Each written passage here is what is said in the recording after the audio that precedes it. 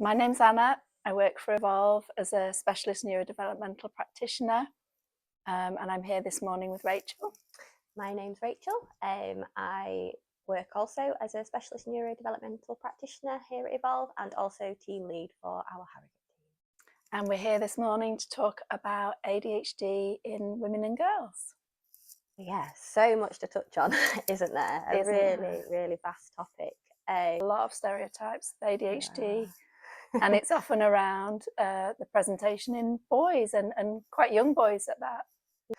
We often, I think, particularly from people who maybe don't know as much about ADHD, I think people often assume that ADHD is a hyperactive, very busy kind of person, and usually, or previously, it was thought about how that is more prevalent in boys, but actually it's just so much more, isn't it? Yeah.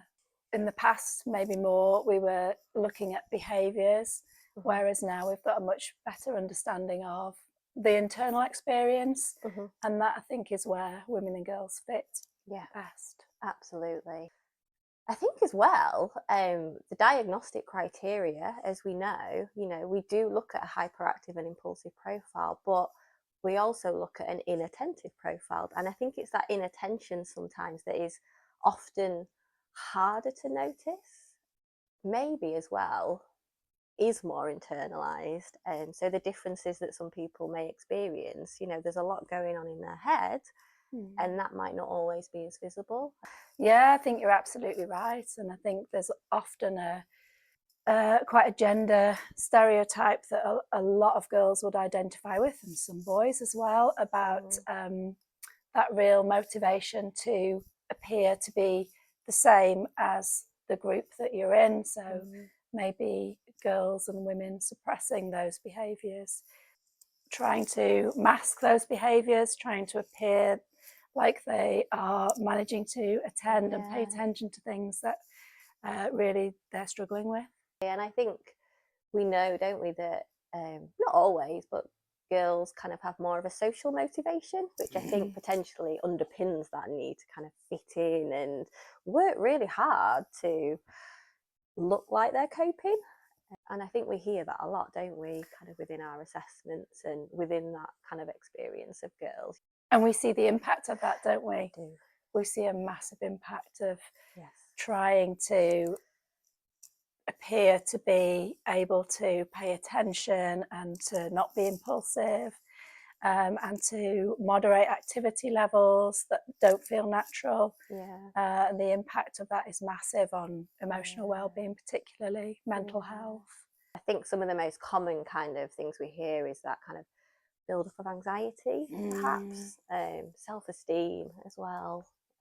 Self-esteem is huge. Yeah. Often we hear as well that sometimes young girls and women, they feel like they are just trying so much harder to just be like everybody else, and the challenges that come potentially around having or experiencing ADHD as well is where that sense of trying harder kind of comes, because they're doing so much more, aren't they, to be at a level that, perhaps someone else who is neurotypical doesn't have to work so hard to kind of be at. And they're maybe less likely to be getting the support with that because nobody knows about it. So it's a bit of a double whammy. We use a diagnostic framework, don't we? So here at Evolve, we use the DSM-5, but there's also some challenges, I think, within that, isn't there? For definitely thinking about girls and women and the differences that they kind of experience. I think the biggest ones for me are what we've touched on around sort of self-esteem. Often girls will go to a lot of lengths to try and stay on top at school and socially. The demands of a situation can suddenly exceed the capacity that girls have, because they're dealing with all of those challenges. They're trying so hard to appear like everybody else, to not let anybody know how much they're struggling, to stay on top of things like schoolwork. That stuff's not captured, is it, in the diagnostic criteria? But we know as clinicians that is very much a part of their experience. And actually, it's really important that we understand that, and that, you know, we try and uncover that.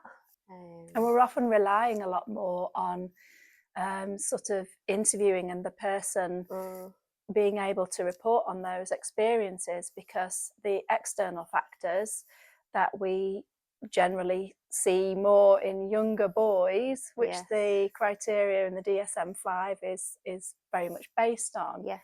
those things aren't there. So we are needing, as clinicians, to really dig deep on those experiences and get those reports so that we can understand, and hopefully other people around that person can start to understand them better, and they can understand themselves. Absolutely, and that at the end of the day is what we want, isn't it? You know, people to have a better understanding of themselves and why things may feel more challenging, and ultimately have the support in place, you know, that they may need.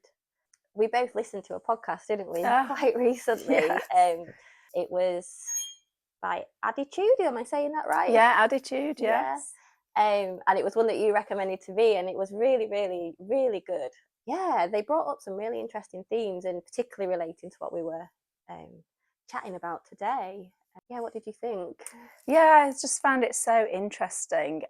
All of the information, I think we've touched on some of it, haven't we? How it went back to the criteria for the diagnosis and where that comes from, and how it's based on the gender differences. And one thing that really stood out to me was that it wasn't necessarily ADHD that's different for boys and girls. It's more all sorts of things like how girls are socialized, their role in society, how they are expected to be socially, how they're expected to achieve. And it talked a bit about sort of hormones and the massive impact that hormones can have, and particularly around puberty, where we might see more girls coming for assessments around puberty, or recognizing their differences and their difficulties. What was really good was they were recognizing how the changes and fluctuations in hormones can actually exacerbate the kind of presentation of ADHD and the difficulties, you know, that can kind of come alongside that. And we need to be asking those questions, don't we? We need to be asking about puberty, but also about sort of cycles and how attention particularly can differ as to where a woman is in her cycle. Yeah. They also made quite a good point, I think, around things being misdiagnosed as well. And often there's co-occurring differences that kind of come along with ADHD, but even before maybe a girl or a woman has got a diagnosis, often there's other diagnoses that have come before that. Anxiety, you know. Anxiety is a huge one, isn't it? We often see in clinic as well, don't we? Kind of particularly with older kind of girls, teenagers, you know, that anxiety and those other kind of maybe mental health sort of experiences are very much present, you know, as well. And the impact of that on somebody's life, and particularly you mentioned sort of puberty, and for teenage girls, it's just huge. It's such a difficult time with regards to your identity and understanding yourself anyway. We all know that there's less research around women and girls with ADHD anyway, but it was really saying that we shouldn't be comparing girls with ADHD with boys with ADHD. We should be comparing girls with ADHD with girls without ADHD. And I think, you know, it makes so much sense, doesn't it, when you think about it, because the makeup, the biology is just so different. I think it sounded promising, didn't there? There seems to be a lot of potential research, or certainly research that is perhaps already happening or is in the pipeline. And I think it's just going to be so valuable, isn't it? Because I think there are gaps. I don't think we fully understand yet.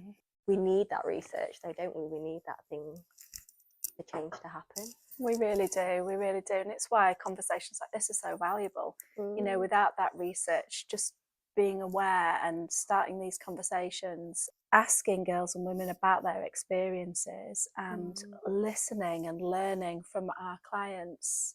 There's just a wealth of information out there that we can tap into. Particularly here at Evolve, we're very keen, aren't we, to get, if they're able to, a person's self-report. And we want to hear, don't we, what they experience. And I think you know, when we meet people, we try and get that, don't we?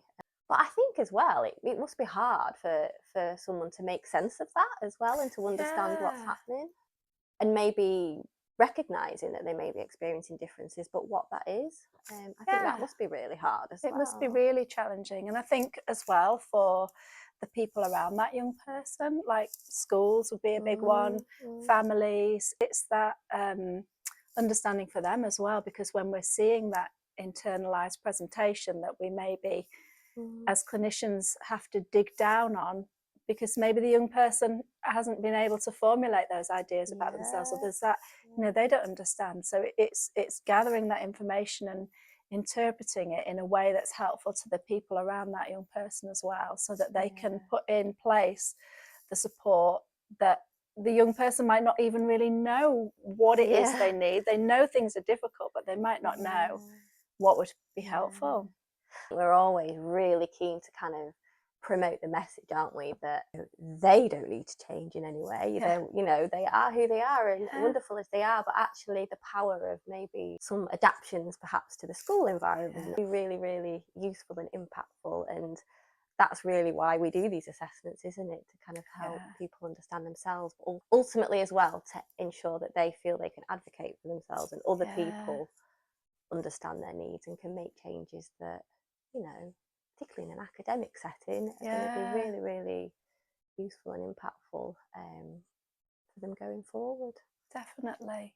And I love the way the conversations are evolving away from sort of, you know, thinking of ADHD as a condition or anything negative, to just being a neurotype. Yes.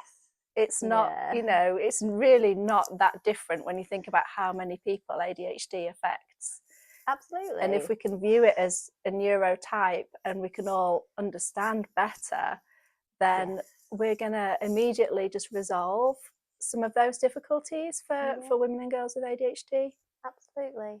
That's that kind of neuroaffirmative kind of approach, isn't it? That we're all kind of really keen to kind of show in all aspects of what we do. And I think just even the language as well, I think that we use, you know, when we're talking about ADHD, I think, you know, you said it perfectly then.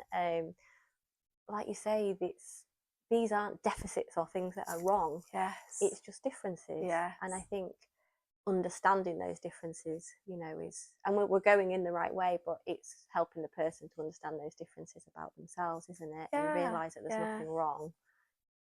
Just maybe their brain is wired differently, and that's okay. Yeah.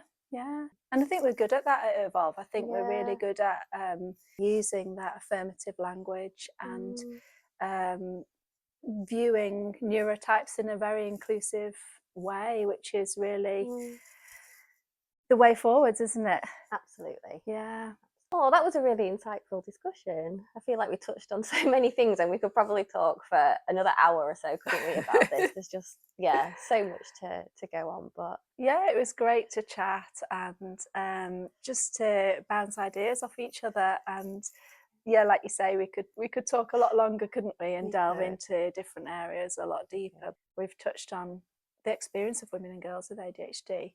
I think we have, and I think we just really want to encourage that conversation to keep going kind of outside the context of this. Just having those discussions and having that conversation and raising the issues is just really powerful. Well, I hope you've enjoyed watching. We've certainly enjoyed chatting, haven't we? So thank you for joining us. Thank you.